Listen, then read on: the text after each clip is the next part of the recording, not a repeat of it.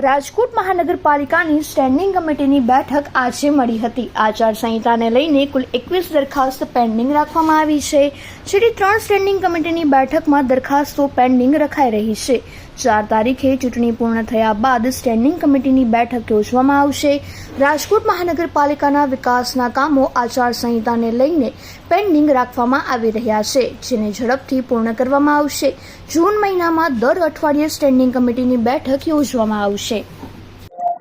આજરોજ રાજકોટ મહાનગરપાલિકાની સ્ટેન્ડિંગ કમિટીની બેઠક જીપીએમસી એક્ટ મુજબ મહિનામાં એક વખત ફરજિયાત બોલાવવી પડતી હોય છે। ગત એપ્રિલ મહિનાની 29મી તારીખે બેઠક હતી અને એક મહિનાની અંદર એક મુજબ બેઠક બોલાવવી પડે। હાલ ભારત દેશમાં ચૂંટણી ચાલી રહી છે।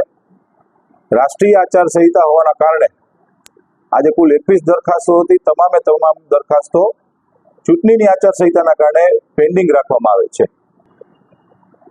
મેં જેમ કીધું એમ કે આ ચૂંટણીની આચારસંહિતા 83 દિવસ જેવી લોકસભાની ચૂંટણીની રહી છે, એટલે દર મહિનાની એક વખત ફરજિયાત સ્ટેન્ડિંગ કમિટીની બેઠક બોલાવવી પડે। આપની વાત સાચી છે, 3 મહિના આ ત્રીજી સ્ટેન્ડિંગ કે જે અમારા લોકોએ પેન્ડિંગ રાખવી પડી છે।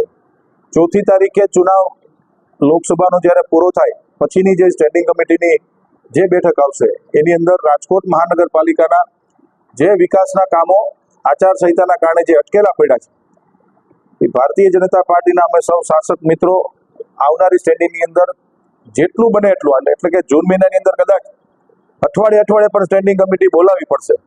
જૂન મહિનામાં કુલ 3 કે 4 સ્ટેન્ડિંગ બોલાવી અને વિકાસના કામો અમારા જે પેન્ડિંગ છે એ બધા કામો અમે ખુલ્લા મૂકશું।